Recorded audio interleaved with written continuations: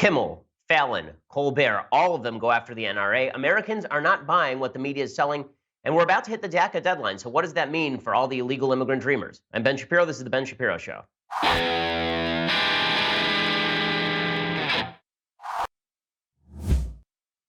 Oh, we have so many things to get to today. I'm speaking tonight in Omaha. We are sold out, 1,500-seat theater. I'm doing a full-on exposition on the Second Amendment, what its meaning is, where it comes from, and what it protects tonight. So look for that online, or if you're there in person, I look forward to seeing you there. We have a lot to get to on the show as well. We're going to talk about the security clearance status for Jared Kushner. We're going to talk about the confirmation bias that has now overrun the media. We're going to talk about Dick's Sporting Goods supposedly banning their sale of quote-unquote assault weapons, which they actually did 5 years ago, and now they're just re-upping.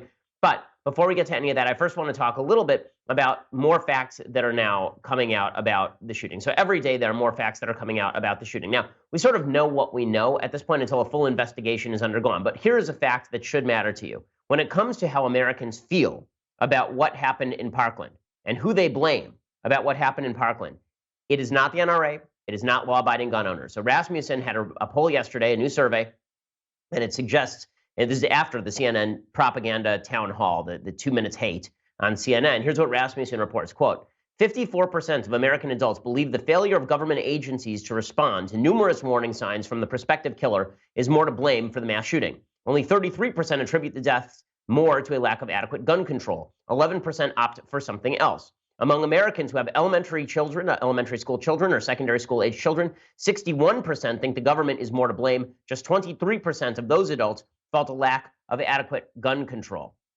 41% of respondents, by the way, say that they opt for stricter gun control. 40% say more action is needed to treat mental health issues. Only 50% of Democrats actually said that a lack of gun control was the real problem here.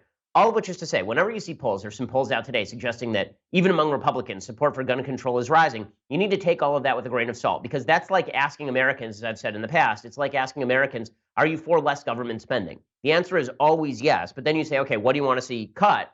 And suddenly Americans run for the hills. Well, the same thing is true with regard to gun control. People say, are you for more gun control? Most people go, yeah, sounds good. Why not? Keeps guns out of the hands of bad people. And then when you say, okay, well, that's going to mean we're going to ban all the rifles. Then all the Americans say, well, no, we're not going to do that. Then the polls suddenly shift. So specifics are very different from general propositions that are put forward in these polling numbers, all of which goes to show you that the media's attempt to paint this as the shifting point on gun control, it's just not true. It's just not correct. And the fact is that even Democrats are split on this. They don't want to talk about it, but they are. And that news is obvious since the Huffington Post reported yesterday morning that after the Las Vegas massacre, the Democratic Congressional Campaign Committee's regional press secretary, Evan Lukaski, actually wrote to candidates in the Northeast not to politicize the shooting. He wrote, quote, teams, last night's shooting will dominate the news today and will garner serious coverage the rest of the week. You and your candidate will be understandably outraged and upset, as will your community. However, do not politicize it today. Now, Lukaski was right. Politicizing shootings in the aftermath of shootings is bad form, and it's gotten even worse over the past week and a half. All the media reported this was just a grassroots movement that was happening on gun control. And now it turns out that the so-called March for Our Lives that's happening in Washington, D.C. on March 24th, at which some of the student witnesses and student survivors at Parkland are going to be the featured speakers, that this is now being backed by Planned Parenthood. It's being backed by Black Lives Matter. It's being backed by MoveOn.org. It's being backed by Everytown for gun safety. So all of these organized leftist movements are now getting behind these kids and astroturfing what is going to be a very large march in Washington, D.C. that results in virtually nothing. And the reason it's going to result in virtually nothing is, again, because the American people do not support this. The American people look at what happened in Parkland, and what they see is a failure of law enforcement, which is why yesterday, North Texas Sheriff put out a notice that got him wide acclaim. The Denton County Sheriff, Tracy Murphy, told his deputies, quote, with the recent tragedy in Florida, I wanted to make clear my policy on responding to an active shooter. All commissioned deputies, if you respond to an active shooter, you are expected to take immediate action. We do not stage and wait for SWAT. We do not cover in a parking lot. We do not wait for another agency. We go in and do our duty. We go in to engage and stop the shooter and save lives. If for any reason you feel you cannot follow this directive, please inform your supervisor and we will work to get you reassigned. Okay, this is the way that most Americans feel about what the authorities ought to be doing, even though the left wants to suggest that this was not a failure of authority. The left would prefer to jump into the debate on this moralistic level. The left would prefer to suggest that there's a moral failure that's taking part on the place of those who do not support widespread gun control. And that, of course, is not true. Marco Rubio is one of the people who's been hit hardest from that. Senator Rubio from Florida. You remember he was at that town hall 2 Minutes Hate on CNN, and he was shellacked by a bunch of the students. One of the students even comparing him to the mass shooter himself. Rubio put out a tweet today that I think sums up the state of our gun control debate. He said, quote, "The debate after Parkland reminds us we, the people, don't really like each other very much. We smear those who refuse to agree with us. We claim a Judeo-Christian heritage, but celebrate arrogance and boasting. And worst of all, we have infected the next generation with the same disease." Now, he's getting ratioed, right? There are a bunch of people on the left who didn't like that he said this.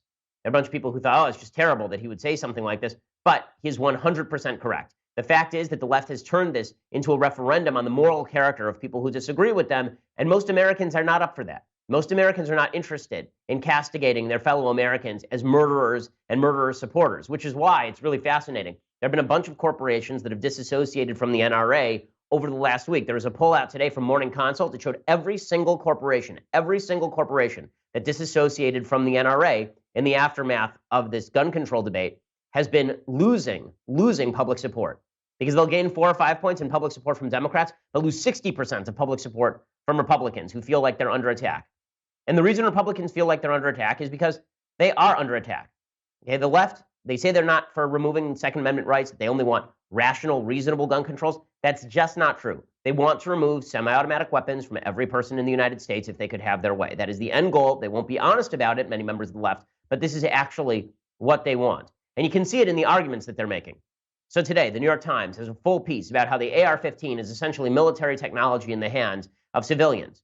Well, that's true of any semi-automatic rifle. They say, well, look at the AR-15, look at its muzzle velocity. It has 3,000 feet per second muzzle velocity. This is true of any .223 or 5.56 millimeter ammo firing rifle. The muzzle velocity on those rifles is very high. It always has been. It will continue to be.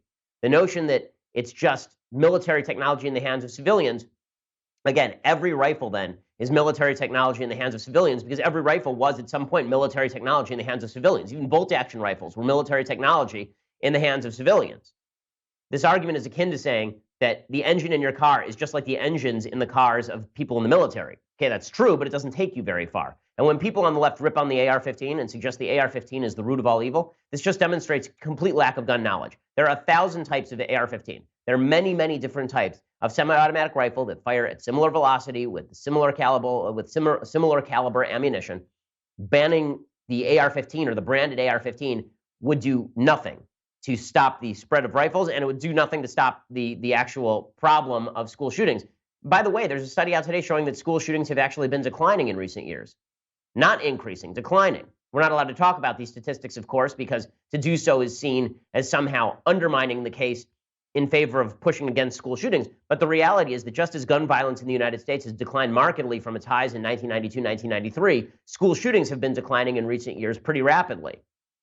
That doesn't mean that what happened in Parkland isn't tragic and horrible and an act of evil. It does mean that we ought to take a look at the measures that we are purporting to push and compare those to the rights that we are attempting to infringe. And what rights are we attempting to infringe? Well, the answer is all semi-automatic rifles. So Ari Melber made this case on MSNBC. He's given a lot of credit for the left from this because Ari Melber is a lawyer, but he does really bad legal analysis here, and I will explain why. He explains the Second Amendment, in his view, does not protect AR-15s. His logic here makes no sense. The Second Amendment does not apply to AR-15s. It does not apply to assault-style weapons. It never has. Congress may legally ban those weapons without touching the Second Amendment. That's a legal fact. But it's hard for many politicians to defend. That is not a legal fact. That is not a legal fact. Okay, what he says there, if you go back to the screen where he puts up some text on the screen that he says there, well, what he says is that the Supreme Court has never ruled that AR-15s are protected by the Second Amendment. Well, that does not mean that there is no right to an AR-15. The Supreme Court has never actually ruled on whether Twitter is protected by the First Amendment, because that's never come up before the Supreme Court. The Supreme Court rejects certiorari on cases all the time. Doesn't mean that the right doesn't exist. Case is legally illiterate. I'll explain why it's even more legally illiterate in just a second. First, I want to say thank you to our sponsors over at Policy Genius. So if you've got a car, you have car insurance. If you've got a home, you have home insurance. If you've got a life, you should have life insurance. If you're a responsible human being, you should be protecting your life with life insurance, you should be ensuring that your family is safe. You should be ensuring that your family is secure if, God forbid, something terrible should happen to you. But 4 out of 10 people do not have life insurance. There's no excuse for that. Policy Genius has made it easier to understand, compare, and buy life insurance. So here's the way that it works. You go to policygenius.com, and in 5 minutes, you can compare quotes from over 15 life insurance providers. When you compare quotes, this is competitive shopping. You will save money. It is that simple. They've helped over 4 million people shop for insurance. They've placed over $20 billion in coverage. They don't, by the way, just do life insurance. They also do health insurance, disability insurance, pet insurance, renter's insurance. All of these insurance programs you can shop around for just by using Policy Genius. So if you've been putting off getting life insurance because it's depressing to talk about what happens if you die, don't be stupid, because once you're dead, it's too late. So make sure that you go to policygenius.com, get your quotes, apply in minutes. It is that easy. You'll be glad you did it. And more importantly, your family will be glad you did it if something terrible should happen to you, God forbid. Again, protect yourself, protect your family. There's no excuse, in my view, for being irresponsible and not having a life insurance policy. Go to policygenius.com. Check it out, policygenius.com. Again, the best way to shop for life insurance. Okay, so Melber makes this argument that because the Supreme Court has rejected certiorari is an appeal. So the way it works is that you have a case, it goes to a district court judge. That is then appealed up to a circuit court judge. It goes to the Circuit Court of Appeals. And then finally, it's appealed all the way up to the Supreme Court. What is sent to the Supreme Court is something called a writ of certiorari, which is essentially a petition asking that the Supreme Court take up the case. Now, the Supreme Court will reject writs of certiorari for a variety of reasons. Some of those reasons include the fact they agree with the Court of Appeals. Sometimes they say the case isn't ripe. It's a very common claim that a case has not actually reached ripeness because there are a bunch of other circuit courts that have not ruled on the case. There are cases where they say that it's not just an issue of law they want to take up. There are a million reasons to reject writs of certiorari. And it is also true that none of the cases that have been brought before the Supreme Court specifically deal with AR-15s because there's not a state in the country that has attempted to actually ban AR-15s. Even in California, there's only recently an attempt to quasi-ban AR-15s, but even that ban is not supremely clear. And certainly confiscation of AR-15s has never been tried. And if it were to go up to the Supreme Court, there's a very good shot that it would be shot down. But Melber suggests, and this is actually a really dangerous constitutional point that Melber is making, because it essentially says that if the Supreme Court has not ruled on an issue, you don't have a right to it. So if the Supreme Court hasn't ruled on whether Twitter is protected free speech, then that means that you don't have a right to it. Now, you see, Melber would never agree to the same logic with regard to, say, same-sex marriage before Obergefell, right? So before Obergefell, the Supreme Court rejected same-sex marriage cases over and over and over, rejected a bunch of writs of certiorari. And would Ari Melber have said there is no right to same-sex marriage at that time? No, of course he wouldn't have said that. He would have said, in my view, there's a right to same-sex marriage. It's inherent in the text of the Constitution. And just because the Supreme Court has not accepted the case yet doesn't mean the right doesn't exist. In fact, the reality is that under the 9th and 10th Amendments, the Constitution explicitly states that rights that are not overtly stated in the Constitution of the United States itself are still rights that are held by the people. In other words, the Bill of Rights is not meant to be a comprehensive charter of rights. It's meant to point out some of the most specific rights that it wants protected from the federal government, but that does not mean that there are other rights that don't exist. All other rights don't exist. Beyond which, the Second Amendment is pretty clear about what it means. When it says a well-regulated militia being necessary to the preservation of a free state, the right to keep and bear arms shall not be infringed. It's specifically talking about civilians having access to guns that they can then use when they go into the militia. At the time, these were military light weapons, right? I mean, these were rifles, these were muskets. And that same principle carries forward. So what Melber is saying here makes no sense on a legal level. But here's the more important point. When Ari Melber says he wants to ban an AR-15, when the New York Times points out the AR-15, that means they want to ban every semi-automatic rifle in the United States because there is no serious distinction between a Bushmaster 223 and an AR-15. There is no significant distinction between a Springfield rifle and an AR-15. Yeah, there are 1,000 types of rifle, all of which fire the same sort of caliber ammunition. And just because some look scarier than others doesn't mean that they are less scary than others, which is why when you take a course in guns, the very first thing they say is that, of course, you don't fire it anywhere near a person. Of course, you don't fire it at something you're not willing to destroy. Rifles are meant to do damage. Rifles are meant to kill things. Rifles are meant to destroy things. They're meant to kill people, presumably people who are bad who come into your home. But a rifle, as a tool of killing, that does not mean that a rifle itself is so inherently dangerous that we have to ban all of them. This one-to-one correlation the left attempts to draw between the number of guns in a particular society and the level of murder in a particular society just does not hold. And that's particularly true for rifles. More people are killed by hands and fists every year in the United States than are killed by rifles in the United States. And gun ownership owned by a civilian population generally, is not a good proxy for crime rate. Gun ownership rates in places like Vermont are extraordinarily high. Vermont has an extraordinarily low crime rate. The same thing is true in New Hampshire. And if you go to other states, some places, Louisiana, there's a very high gun ownership rate. There's a very high crime rate. Now, important to note, most of that crime is not taking place in the boonies. Most of that crime is taking place in the major cities, most of which have actual gun control regulations on the books, and most of which are governed by Democrats. All of which is to say that the simplistic attempt to draw a point of concurrence between a cross point of data between gun ownership and murder, that doesn't really hold. It doesn't really hold. It doesn't even hold in Europe, by the way, where Norway has many more guns per civilian than Britain does, and Britain has twice as bad a murder rate. So these things just, the statistics just do not hold for any of this. Now, in a second, I'm going to show you how it is that there are so many folks on the left who ignore all of this in favor of the virtue signaling. And that begins, of course, with our late night host. Now, one of the great irritants, I think, one of the things that's helping to destroy comedy in the country is the feeling that there are certain areas of American life that used to be off limits for politics, where we didn't feel like we were going to be assaulted based on our politics when we turned on our TV and we watched Johnny Carson. Johnny Carson was studiously anti-political, meaning that he was a Democrat, apparently. He was not a Reagan fan, although he got to know Reagan and ended up liking him. Johnny Carson was a Democrat, but you wouldn't have known that from watching Johnny Carson. Jay Leno was a sort of halfway Republican. You wouldn't have known that from watching him because Jay Leno was studiously non-political. Now all of our late night hosts have basically become political hacks, and you can see that at work. So last night, Colbert, Kimmel, Fallon, all of them are ardent leftists, and all of them have decided they need to go balls to the wall in pushing for gun control. So here's a mashup of Colbert and Kimmel and Fallon. Here are them talking about Trump's gun proposals. With the Olympics, over 90 countries have departed South Korea. Yep, 90 groups waving goodbye, or as the NRA calls those, sponsors. And although gun owners, if you go into almost any business and show them your gun, you get stuff for free. It's really... Here in reality, there was an armed sheriff's deputy on site, and it made no difference. But Trump even has an explanation for that. The reason a teacher with a handgun would be able to neutralize a shooter with an automatic weapon is because the teachers love the kids more. See, this is what happens when we elect a president who thought Paul Blart Mall Cop was a documentary. It would be ridiculous coming from anyone, but especially from Trump. He's gonna run in?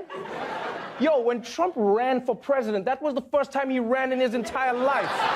Come on, man. And so all of the late night hosts universally talking about how stupid it is to talk about why good people with guns can stop bad people with guns. Of course, this is idiocy. Kimmel's point particularly is incredibly stupid. First of all, he says that the shooter had an automatic weapon. The shooter did not have an automatic weapon. People on the left who are talking about this stuff should at least learn basic terminology so they don't sound like complete morons. But they're not bothering to do that, and it's evident. And all of this is really quite terrible for the level of political discourse in the country, because when you have laughing audiences scoffing at the idea that an armed teacher can save anyone, then and you suggest that maybe we ought to arm more security guards in schools. And Jimmy Kimmel just laughs that off by suggesting that an armed security guard did nothing at this school, even though there are many schools all over the country where armed security guards every day are stopping people with weapons. Like, legitimately, there's armed security guards at I think it's over 50% of schools have some form of armed security. And those armed security guards, metal detectors, there are a lot of weapons that are stopped every year going through those metal detectors. Apparently, Jimmy Kimmel opposes those as well, simply because he thinks that a generalized regime of gun control is better. And then he and Colbert and Fallon, all of them suggest that if you oppose their agenda, which they've not made clear, they haven't exactly said what they want other than mass banning of guns, which is never going to happen. There are 300 million weapons in the country and 100 million rifles. But when they suggest that if you oppose them, this means that you are a bad person. And what's amazing is that they felt no blowback in the ratings. Now, part of this, I think, is the universality of leftist feeling in late night means that you have no alternative. Right? What are you going to switch from Kimmel to Fallon so you can hear the same gun control messaging? But part of it is also that the ratings are so far down on all of these shows overall that the audience is fragmented. Okay, Jimmy Kimmel's ratings are not anything like what Johnny Carson's ratings used to be, because there are lots of networks. Very few people are actually watching these late night shows in comparison to the number of people who were watching late night shows before. So they're really not broadcast. They're narrowcast, even though they're on the networks. And so Jimmy Kimmel can say, in full honesty, that there's no way to go too far in bashing President Trump or the GOP. Anything that you've said? Not at all. I don't think you can go too far. I think that, I'm still doing a comedy show and I need to be funny and entertain my audience. But I also think that we've matured enough to the point where we can accept late night talk show hosts speaking about a serious subject. And I think that it's almost necessary now. Okay, it's almost necessary now for late night hosts to talk about political subjects. Well, actually, what Jimmy Kimmel has shown is it's necessary for our late night hosts to study the subjects before they talk about them, because literally every day he says something that's stupid about politics, including in that clip, a very short clip, him talking about automatic weapons being used in the shooting, which of course they were not. And it's not just Jimmy Kimmel, unfortunately. The entire media have shown themselves, virtually the entire media have shown themselves to be activists on gun control issues rather than objective journalists. Okay, so today's examples come courtesy of CNN. So CNN has been the worst on this. It's so funny. There are all these folks in the media who are constantly complaining that people like President Trump are ripping on the media, that people like me are ripping on the media. How dare we rip on the media? You know, or that Trump, more importantly, Trump rips on the media and therefore Americans don't like the media. No, as I said in my speech at CPAC, we didn't like you before. We had serious problems with the media before because we feel like you're lying to us when you claim that you're objective when you are clearly not objective. When you are clearly not objective.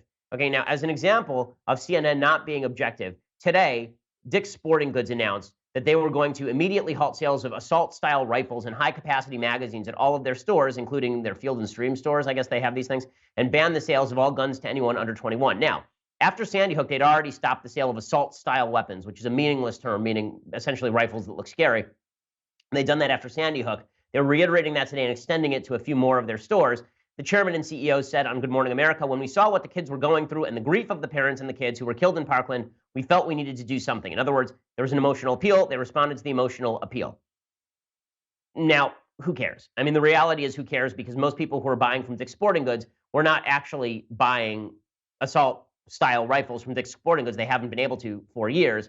You know, if they want to raise their age of buying to 21, that's fine. It just means the person who's 19 and wants to buy a handgun is simply going to walk across the street to the local gun store and buy a handgun in accordance with law. But this was widely celebrated in the media. Stack said, we support and respect the Second Amendment. We recognize and appreciate the vast majority of gun owners in the country are responsible, law-abiding citizens, but we have to help solve the problem that's in front of us. Gun violence is an epidemic that's taking the lives of too many people, including the brightest hope for the future of America, our kids. Well, if you believe that, then why not just stop selling all guns? If you believe that the problem in front of us is that all guns are the threat, and that the sale of legal weapons to law-abiding citizens is the real threat, then maybe you should stop selling all guns. In fact, Stack revealed that the shooter in this case had purchased a shotgun at a store, at a Dick's store, within the past 4 months. Okay, so is anything that they're doing apparently, I guess, their new rules that they won't sell to anybody under 21 would have stopped him from getting a gun at a Dick's store. Okay, so he waits until he's 21 and then he buys a gun at a Dick's store. Like, if they actually think the shotgun is the threat, not the person, then they should be banning the sale of all guns, and they should just stop selling guns, Dick's Sporting Goods. And I'm amazed sort of that the media have fallen for this PR trap from Dick's, but this is what they have fallen for. The anchors over at CNN have made mockeries of themselves as quote-unquote objective journalists. I mean, true mockeries of themselves. So Erin Burnett, right, is now, she's supposed to be an objective journalist, right? She's an anchor. She's not an opinion host.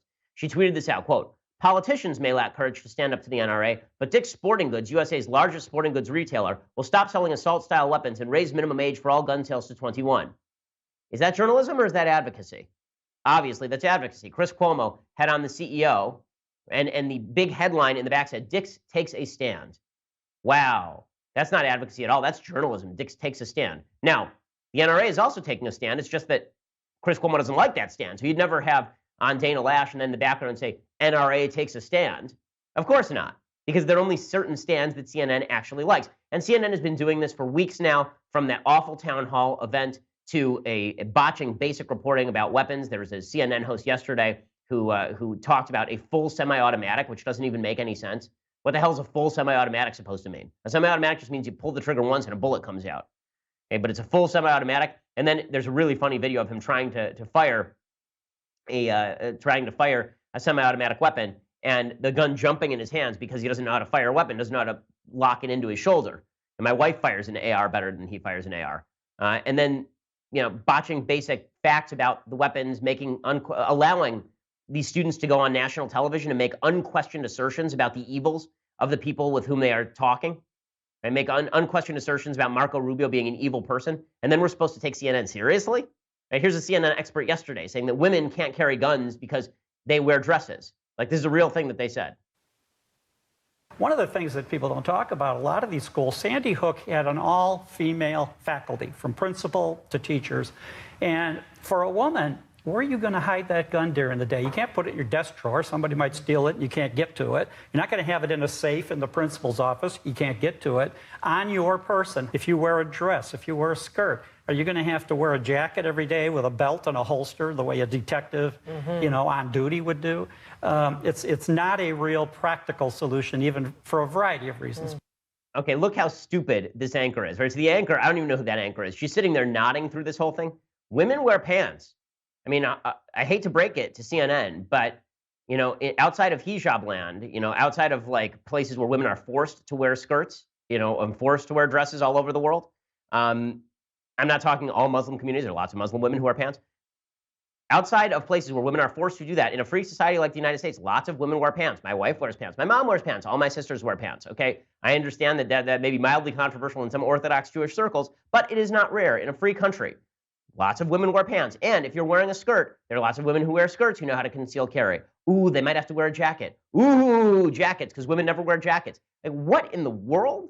This is being trotted out as a normal talking point. By the way, women also have purses.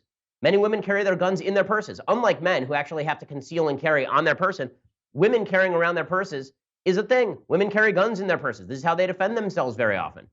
I mean, how sexist is that? But that just goes right by the wayside because the media are attempting to portray all of this as foolishness.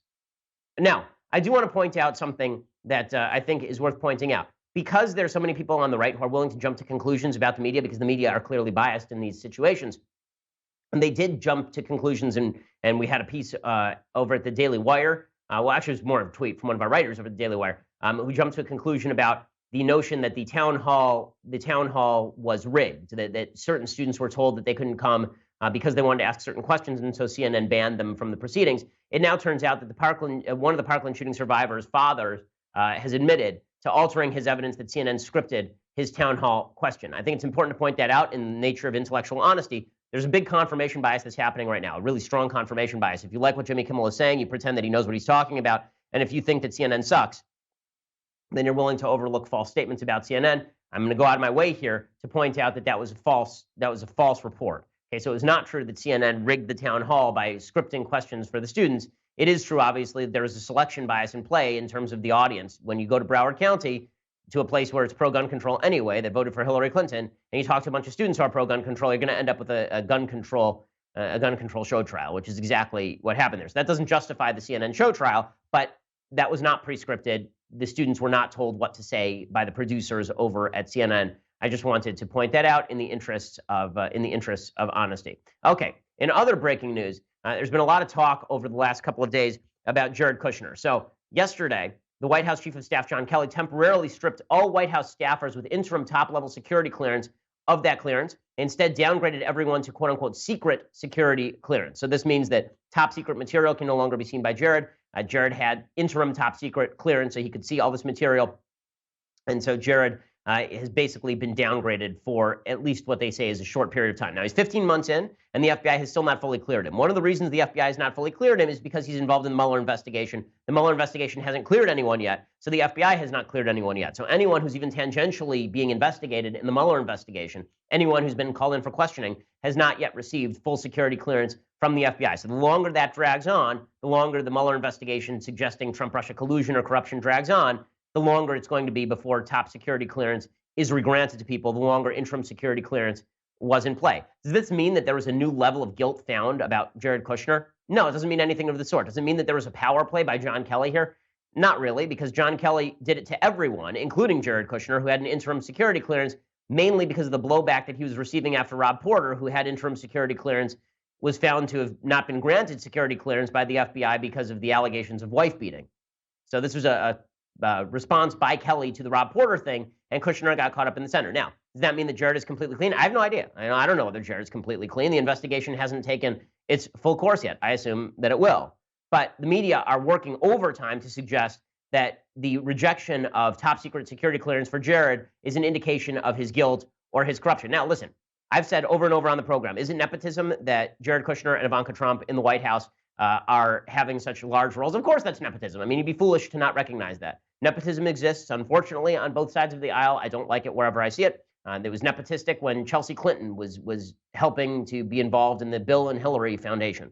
Right? The Kennedys are a team replete with nepotism. Nepotism exists in politics. George W. Bush is a product of nepotism.